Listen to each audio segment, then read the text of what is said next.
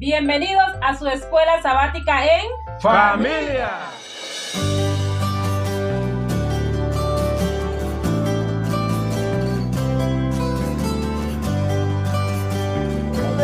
No. Sí, eso es lo que iba a decir al país. ¿Cuántos lo dicen al país? Bueno, vamos a saludar a Esperanza Colombia Radio, la 96.3 FM en Bogotá. También a Esperanza Colombia Radio, la 1020 AM en Bucaramanga. Y Esperanza Colombia Radio en Medellín, la 1470 AM. También vamos a saludar a Elbert y Nestroza, mi querido tío. También a Nelly y Cisney, también son tíos. Bueno, ¿a quién más saludamos? Saludemos a hay una hermana que se llama María Pineda. Saludos para usted que se mantiene bien activa. Eso está muy bien. Saludamos a nuestro Pastor Rivero. Pastor Rivero, usted que nos escucha tanto. Bendiciones para usted y queremos saludar a nuestra Unión Colombiana del Sur en cabeza del Pastor Álvaro Niño y a la Unión Colombiana del Norte en cabeza del Pastor Edgar Redondo, Pastor Edgar Redondo, ¿por qué se nos quiere olvidar su nombre? Que Dios nos bendiga a usted también, Pastor Edgar. Bueno, ahora sí, vamos a orar. Padre Santo, tu oración por los niños. Hoy, Señor, te pedimos por ellos, tú los bendigas en la educación de ellos. Sabes que hay padres, madres que están preocupados por esa educación. Pedimos que les des sabiduría en el nombre de Jesús. Amén. Amén. Bueno, hoy vamos a continuar con nuestro estudio del domingo 12 de febrero, la vida y el ministerio de Jesús. Vamos a leer un poco la lección. En los comienzos de su ministerio público, Jesús viajó a Nazaret, en la región de Galilea. Esta era su ciudad natal, y la gente local ya había oído hablar de su obra y sus milagros. Como era su costumbre, Jesús asistió a los servicios del sábado en la sinagoga. Aunque Jesús no era el rabino oficiante, el asistente le entregó el rollo de Isaías y le pidió que hiciera la lectura de las Escrituras. Jesús leyó Isaías 61, 1 y 2. Bueno, aquí quiero decir algo. Imagínense el creador del universo, pero no era el rabino oficiante, el principal. ¿Cómo la ven? O sea, Jesús estuvo normal como un siervo. Eso nos da una lección a nosotros.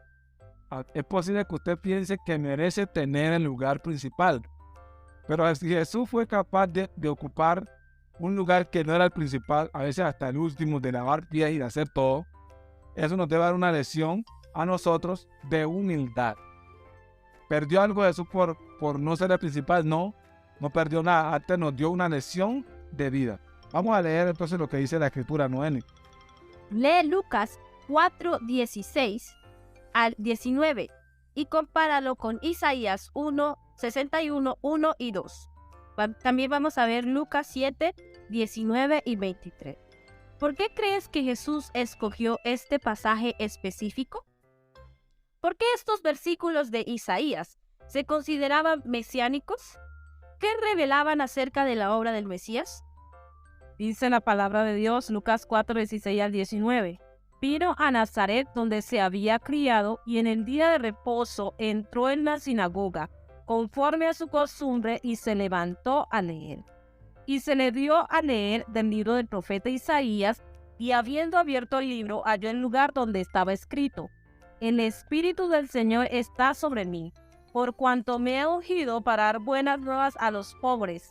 Me ha enviado a sanar a los quebrantados de corazón, a pregonar libertad a los cautivos y vista a los ciegos, a poner en libertad a los oprimidos, a predicar el año agradable del Señor. Amén. Ahora leamos Isaías 61, 1 y 2. Jonathan. El Espíritu de Jehová, el Señor, está sobre mí, porque me ungió Jehová, me ha enviado a predicar las buenas nuevas a los abatidos, a vendar a los quebrantados de corazón, a publicar libertad a los cautivos y a los presos apertura de la cárcel, a proclamar el año de la buena voluntad de Jehová y el día de venganza del Dios nuestro, a consolar a todos los enlutados. Ahora Lucas 7, 19 al 23.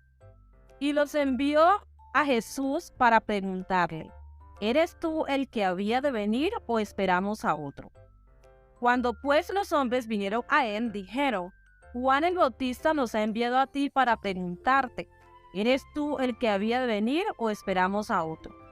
En esa misma hora sanó a muchos de enfermedades y plagas y de espíritus malos, y a muchos ciegos les dio la vista. Y respondiendo Jesús les dijo: id, hacer saber a Juan lo que habéis visto y oído.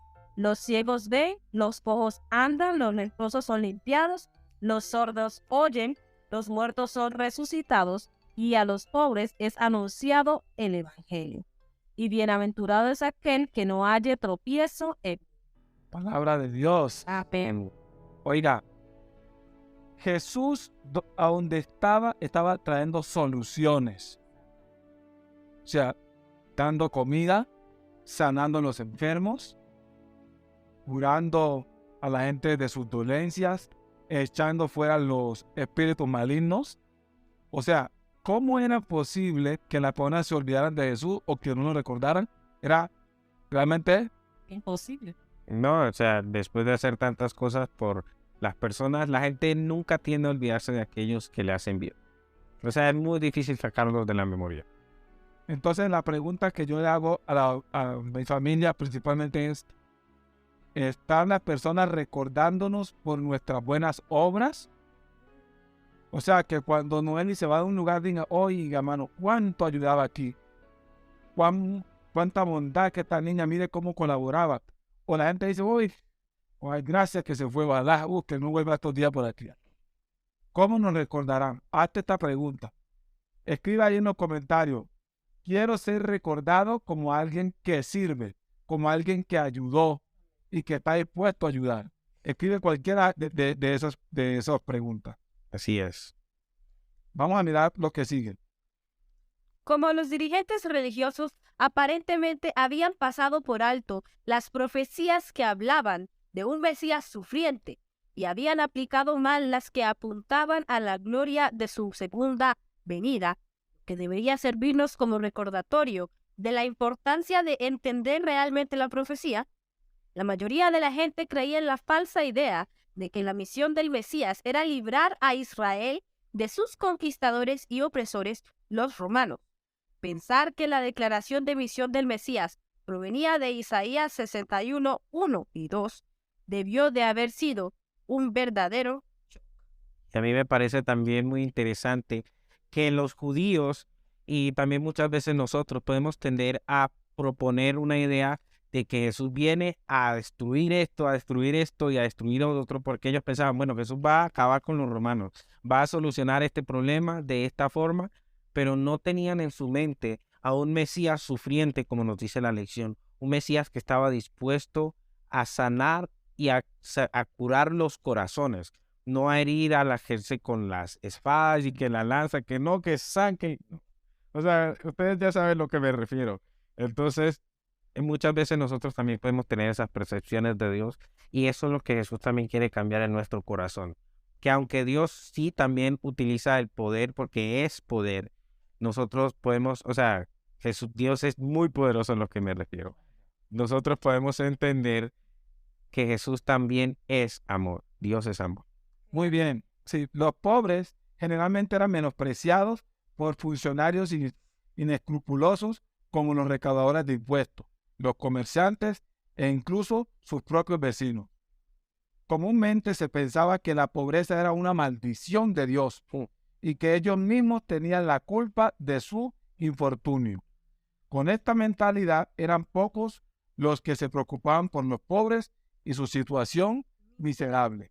Sin embargo, el amor de Jesús por los pobres fue una de las mayores evidencias de su mesianismo, como lo demuestra la forma en que Jesús respondió a la pregunta de Juan el Bautista acerca de si él era el Mesías. Como los discípulos del Salvador, Juan el Bautista no comprendía la naturaleza del reino de Cristo. Esperaba que Jesús ocupara el trono de David, y como pasaba el tiempo y el Salvador no asumía la autoridad real, Juan estaba perplejo y perturbado.